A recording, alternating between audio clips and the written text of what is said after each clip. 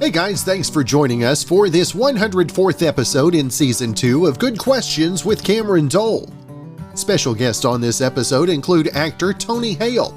Has the family, action-adventure series The Mysterious Benedict Society on Disney+. It premiered on June 25th.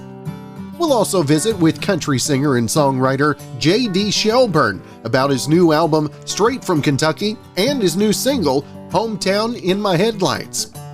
Of course, if you would, please take the time to subscribe, comment, leave some feedback, check out the shop, and share with your friends. Now, I can't tell if this woman is nuts, extremely patriotic, or just way too proud of her tractor. Could be all three. Rockwall, Texas is just outside of Dallas and had a big 4th of July parade this weekend, and a 61-year-old woman named Lori Bostic wanted to be in the parade. She showed up to the staging area on her old, beat-up tractor with a bunch of American flags strapped to it. But they told her she couldn't take part, so she flipped out. She tried to join the parade anyway, and there's a video of cops trying to stop her. But she claimed she wasn't breaking any laws and floored it. Now, there were a bunch of kids around, but luckily she didn't hit anyone. Now, police were able to force her off the road, and she finally stopped after running over a chain-link fence. She's facing charges for disorderly conduct, criminal mischief, evading arrest, and interfering with a processional. All right, guys, promised you another very special guest, and got a new series on Disney Plus called Mysterious Benedict Society. We've got Tony Hale on the line with us, and first off, Tony, always great to visit with you, my friend. Thanks for having me. So fun. Now, Tony, as we've all gone through what we've gone through this last couple of years, to have something new out there, and especially on a streaming service, I mean, how pandemic related does that go, right? I know in the wild, the parallel that was so interesting shooting it was the show takes place with something called the emergency going on, and it's kind of sending everybody into this fear and anxiety, and my character, Mr. Benedict, gathers these kids together to find the source. And what I love is these kids don't kind of have magical powers, but their superpowers, their intellect, their creativity, and their empathy. And it was so interesting doing this in the middle of a pandemic because it was like the world was going through a state of anxiety, and everybody's trying to find the truth. And the show talks about trying to find the truth. So it's pretty wild, really wild. And Tony, being on Disney Plus right now, the streaming services, I mean, how can you equate what they have meant to actors and creators, especially in the times we've been in? Yeah, I mean, this past year, just I think to give people kind of the entertainment and an escape. I know for me, I mean, I was shooting the show in Vancouver for 5 months and I couldn't come back, and just the value of entertainment, and even, I would even say kind of technology also, because I used to kind of poo-poo technology, like, it's inviting us, it's isolating us. Man, FaceTime. I was able to FaceTime with my family twice a day. That just saved our butts. So I'm very thankful for it. Now, if folks haven't seen the trailers, The Mysterious Benedict Society, tell our listeners just a little bit about what it was like for you to get into the character. And like you said, recording during the pandemic, did that make it a little bit more difficult for you, Tony? It was challenging. I mean, I was able to play, one thing in the show is I play Mr. Benedict, but the source of this thing called the emergency is coming from my twin brother, Kurt. So I was able to play twins, which was really cool and unique. But it was definitely challenging shooting during the pandemic because I wasn't able to come home, but I was very thankful not only to have the job, but to do something that I really believe in. And honestly, the actors, we're just a very small slice of this pie. Most of this pie is made up of so many production designers and hair and makeup and camera and writing, and just so many artists come together to do this. So it was a real gift to us all just to have that focus during kind of what was going on with the world. And Tony, as everybody's had time to themselves over this last year, was there anything that you really focused on the craft in your time away? I'm sure everybody's experienced this, but man, when something like this goes on in the world, it really kind of simplifies life and just what matters.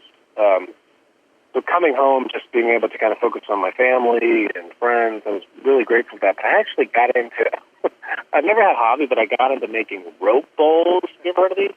I have. And it's like this wonderful woman named Shauna gave me a rope bowl as a gift when I was shooting, and I just got obsessed with it. I started going on this like YouTube rabbit hole, and I bought a sewing machine, and I paint the rope, and I make these bowls, and it's just like my wife won't let me make a career out of it, but it's like I'm just like completely obsessed with them. I give them to my friends even if they don't want them. I don't care. I just give them to them. That's awesome. Now, Tony, aside from the series on Disney Plus, what else can we look forward to in 2021? Oh man, I'm excited to just see people's faces. we were when we were shooting. It was wild because when we got there, obviously the whole crew was wearing masks because everybody's being safe, and we didn't see their faces for 5 months.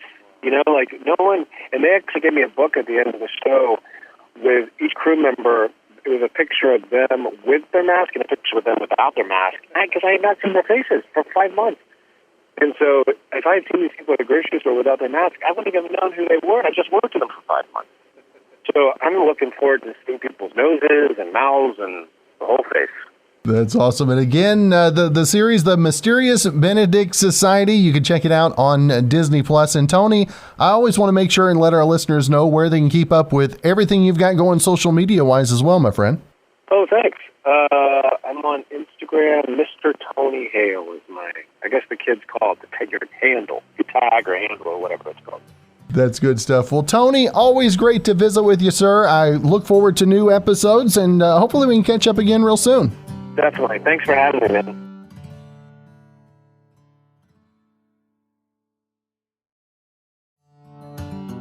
Now, last month, Google Trends put out a list of the top 5 questions people had about sunburn cures. Now they did the same thing for sunblock. And here are the top 5 questions that we've been Googling about sunscreen this summer. Number 1, how long does it last? Now, if you're talking shelf life, 3 years. Or if you mean how often to reapply, it's every 2 hours, especially if you're swimming. Number 2, how does sunscreen work? Now, some of the chemicals in it reflect UV rays so they don't hit your skin. Now, other chemicals absorb them so your skin doesn't. Number 3, is sunscreen bad for you? Now, there's been talk of a chemical called oxybenzone that might cause cancer, but there's not a lot of solid proof yet. Harvard recently did a blog post that said stats linking it to cancer could be skewed. They say people who wear a lot of sunblock might have a higher risk of cancer because they just spend more time in the sun, not because sunscreen is causing it. Number 4, when was sunscreen invented? Chemists have been working on it since the 30s. A guy in Austria came up with one in 1938 that only had an SPF of 2. Then we had SPF 15 by the 70s, and the first waterproof sunblock hit stores in 1977. And what's the best sunscreen? That's number 5. Consumer Reports does an annual ranking, and this year's list includes the Walmart brand Equate Sport Lotion with an SPF of 50. They also say Hawaiian Tropics Sport Spray is good. Our next guest on the show, a friend of the show as well, JD Shelburne from the big city right there in Louisville, Kentucky. And I did say it right, JD. I've got to show off my pronunciation chops this morning. Yeah, there's actually several ways that you could say Louisville, but you did well. Welcome. Now, JD, new single out and about in 2021 nonetheless. I mean, did you ever think that a new single was going to come? We were going to do it last year, and then the pandemic hit. I'm like, I don't know if it's smart to put a single out when I couldn't really tour. I couldn't meet radio. And so we just sat on it for a while. I was able to go back in the studio and complete this new album I just put out. And so Hometown of My Headlights is a new single out right now. We shot the video down the road. And, man, we're excited. It's a summer jam. I think people are amping to get back out to live music and live concerts. And so we're just excited I feel like I put it out at the same time, at the right time. So we're anxious to see what it does for us. Now, you had a big CD release party, and man alive, talk about getting some hometown love from your fans. What was that like, JD? It was overwhelming. I'm from Taylorsville, Kentucky, which is right outside Louisville, about 25 minutes. And there's actually more dollar stores and stoplights in my town. I mean, it's a really small town. And we went back home last weekend to celebrate the album release, and honestly didn't have any idea how many people would show up. We put the show on for free, raised about 20 different sponsors helped us put on the show for free for the fans. So I wanted to do a show where fans didn't have to pay a dime to get in. So about 10,000 people showed up, man. It was overwhelming to say the least. The weather was absolutely perfect.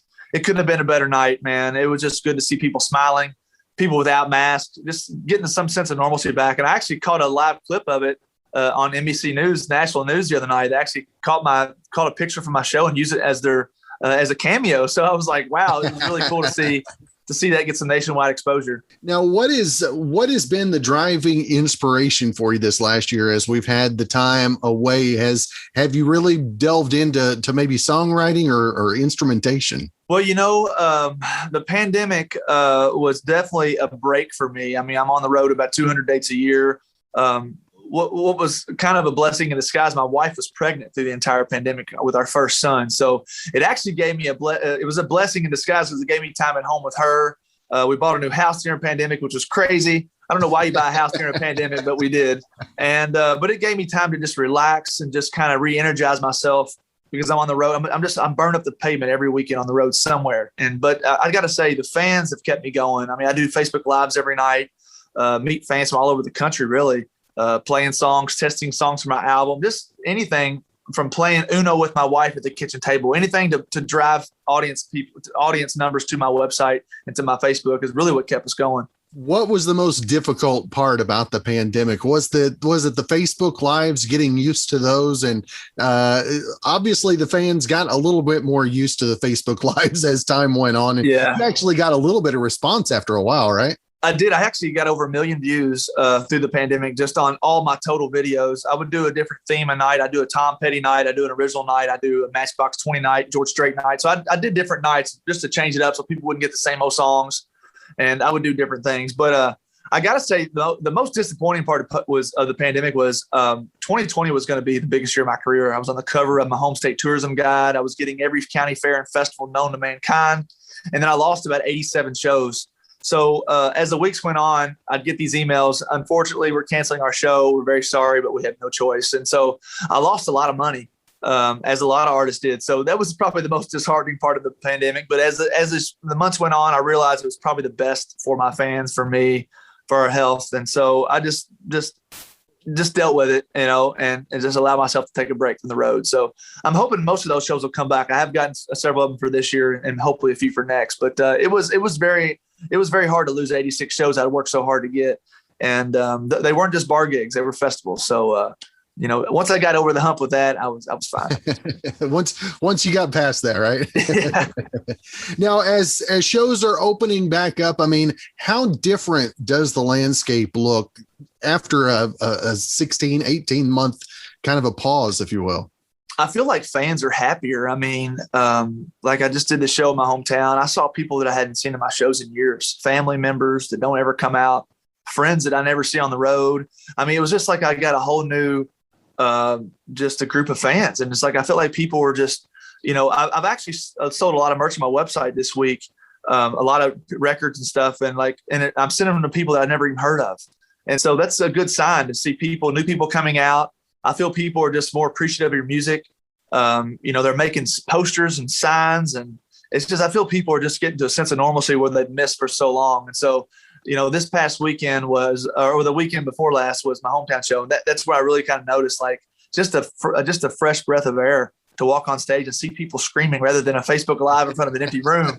And, but it was great. And we're on the road this weekend for starting our summer tour at a county fair in Indiana. So I'm hoping for the same experience. You talk about it being different up on stage. I mean, how are you different coming up on stage after that time off? I get more nerves. I mean, I was really nervous at my hometown show, I guess because I was hoping people would show up because, when you do a show in your hometown, you're not sure if they love you or hate you. And it's like, I had no idea really what to expect. And I mean, I knew we had sold out of VIP tickets for the pit about 2 months before the show. So I knew I was going to have at least 100 people there. So that was a good feeling. But I got to tell you, man, I was nervous because some people commented and said, hey, they're still scared of crowds. Sorry, we're going to miss it. Or, hey, we're on vacation. I got so many friends say, man, we're on vacation. We're at cheerleading competitions in Nashville. We're going to miss your hometown show.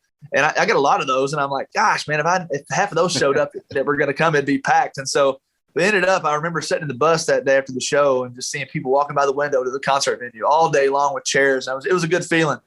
And it just felt good to see people again, man. It just, it's almost like I'm a new artist again, because it's like I didn't tour for so long, and I'm back in the saddle. It feels good. Now, how much different do your 2021 summer plans look after losing last summer, especially with the youngster, right? Yeah, I'm not really sure. I mean, Amy, my wife, actually traveled with me to every show. She sold my merchandise and did odds and ends things we needed to be done. Well, that's not going to happen anymore. Now, if we take a bus to shows, I'll definitely bring them along, but I'm sure they won't. I don't think they like the Sprinter vans all that well. So, but I've definitely got to hire somebody else to sell merch. That's going to be a different, another expense on the road. Usually we hire a driver, so that's 2 more expenses I'm going to have. So with him, with Jax now, Jax is 9 months, but we have taken him on the road. We played Vegas about a month ago. We did 4 nights in Vegas. That was really our first show back on the road. He came, so they just kind of hung out the pool in the hotel room all day. So we've taken him on the road. He does well on the road, but it's my wife who I don't have her help anymore. So I'll have to adjust to that, but hopefully it'll be fine. He does good on the road. She doesn't. Is that what I heard? That don't make sense, does it? You think it'd be the opposite way around. So now tell us the single, the album, to have new music out there in front of people, and the feedback that you're getting from folks with new music. Man, it's just it's been overwhelming to say the least. I put the album out. I recorded it all in 19 and then mostly in 2020 during the pandemic. I added 4 more songs. So it allowed me to spend more time at the studio with my producer, write some more songs, and write with some hit writers. And so I put this out on the 25th. So it went to number 9 on the iTunes country chart. And for no label and no manager, I mean, I do all this on my own. I mean, it was a proud moment for me to chart top 10. So I've been doing this independent since I moved to Nashville. So that was a big moment. And then, People Magazine featured the video and did a story on my career chase of, where I started, how far I've come, and really have done it mostly on my own and with fans. I built fans the old fashioned way. And I feel like at the end of the day, they really helped me get to, just to build tour dates and get big shows. So we're actually gonna do a lot of festivals this year. We're opening for ZZ Top next weekend. Oh, nice. So now it's just getting on radio, man. So we appreciate you having us on and helping get the name out. Now, who are the favorite? You talk about opening for ZZ Top. Who are the ones that I know you've got a list of your favorites that you've opened up for. Who are some of the favorites that you've gotten to work alongside? I think some of the nicest that treated us was Steve Wariner was really nice. And he ended up inviting me to the Opry after we opened it up for him. And another one was the Kentucky Headhunters were big favorites of ours. They treated us well. But most everybody we opened for has done pretty well, except for a few. There's been a few that hasn't really given us the time of the day. But it's just part of it. I understand that. I've been in this business long enough that there's a lot of nice artists and there's a lot of rude ones. And you just got to take it with a grain of salt. But I'll tell you an artist that's I've never opened for that's treated me with more respect and has been nice sharing my stuff. And it's the Oak Ridge Boys. They have done so much for me and just been just mentors and have shared my stuff on socials, have given me quotes, have called me, have texted. I mean, they've just been super nice. And to be Hall of Fame members and Grammy nominated artists, it's just mind blowing. Yeah, they were my very first concert that I ever went to. And about 7 years ago, I got the chance to finally sit down and interview them. And yeah, it's like you said, you put them up on this pedestal and you think there's no way anybody can strive to reach that. And they go above and beyond that. That's for sure. 100%. Yeah. I mean, for Hall of Fame members, Grand Ole Opry members, I mean, they're getting pulled in every direction you can think of, I'm sure, but they still make you feel welcome. And I think that's the most important part. I'll always remember that. And I'm just thankful for artists like them that help artists like me that's trying to get a big break to help. It's great to have their response and their feedback. Has everybody had the time off this last year? I love delving in and did you find any new inspirations, maybe melodically or musically, maybe a different sound that tweaked your ear in the time off? I listened to a lot of music during the pandemic. I actually dove back into 1990s country, and I would play George Strait, Tim McGraw, some of the old stuff in the 90s I listened to on my playlist, mowing the yard or working on my or out washing my car or doing anything around the house. We spent so much time, but I got to tell you, I watched more Netflix that 7 months or whatever it was than I have in my life. And it's just like, I just found that I just was lazy. I'm like, I just sit and watch TV all the time. And I did write songs and stuff, but I was constantly getting in front of my fans on lives or some way and somehow, but I exercised a lot and just did little things that I normally probably wouldn't have done. And most of it was spent with my wife. I mean, we spent a lot of time walking. She was pregnant a lot of times, so I'd have to motivate her to get out and walk a little bit here and there. But like I said, we watched more Netflix than I could ever even tell you about. I mean, it was just crazy, but we enjoyed it.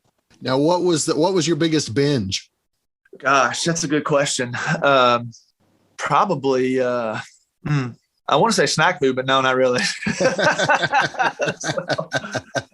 I don't know, man. I mean, I got to say, we watched a lot of like the Ozark Netflix, and like we watched it every single day. And so we would finish dinner and watch it at 2 hours every night. It was a series. And so we sat down and we watched that for, my gosh, as long as I could even, until it was over, until I guess they're going to bring back the last episode or something. So, but we did that a lot, man. But as long as my wife don't make me watch chick flicks, I'm okay. Life is good, right? Yeah. 100%. 100%. Now, JD, if folks want to find more info about the album, about the single, the video, social media, all that, where's the best place for folks to keep up with you, brother? I like to send people to my website, jdshelburne.com. You can Google JD Shelburne. It'll bring the website right up. Even if you spell it wrong, it'll still get there. So we encourage people to download my record. It's called Straight from Kentucky. It's got 11 songs. It's my best album out of Nashville. I put a lot of blood, sweat, and tears in this album and money. So I'd love to see you guys download the record. The song's called Hometown in My Headlights. We shot the video at this little drive-in down the road, and it's just been a great response. And I'm excited to get back to country radio, and I think 2021 is going to be my best year yet. We've got about 40 tour dates. Love to see the fans out at those. You'll find more about those on my website. So check out jdshelburne.com. Easy enough. Man, you make it easy on us, JD. I try to. Well, brother, it's always great to see you. I appreciate you taking some time out, brother. I love the new single, and thank you. Brother, hopefully we can catch up again real soon. You too, man. Thanks for all the support through the years, man. Appreciate you taking a shot at an artist like me, and I look forward to seeing you soon. Now, are you a more laid-back parent than your own parents were? Well, someone talked to 1,000 people with kids under 16 and 1,000 parents with children over 30. And here are the top 5 old-school parenting rules we used to enforce. Number 1, respect your elders. Number 2, you don't always get everything you want. Number 3, kids have to do chores. Number 4, you have to sit down and eat together as a family. And number 5, you have to behave, especially in public. Now here are the 5 most common parenting techniques today. Number 1, positive reinforcement instead of punishing them for bad stuff. Number 2, giving them room to learn from their mistakes. Number 3, giving them space to be playful and silly. 73% of parents today say they try to be more playful than strict. Number 4, doing your best to connect with them. That's compared with just 37% of older parents who said they tried to be friends with their kids. And number 5, helping them identify their feelings and process them. Well, thanks again for joining us for this 104th episode in Season 2 of Good Questions with Cameron Dole. If you ever have a comment, question, anything else you'd like to know, hit me up on the contact page at gqwithcam.com. Be sure also to check out on the socials, Instagram, Twitter, TikTok, and Facebook at GQWithCam. Would like to say thanks to our good friend Brandon Allen for coming up with our theme music. We're going to let him play us out and hope you guys have a great rest of your Tuesday.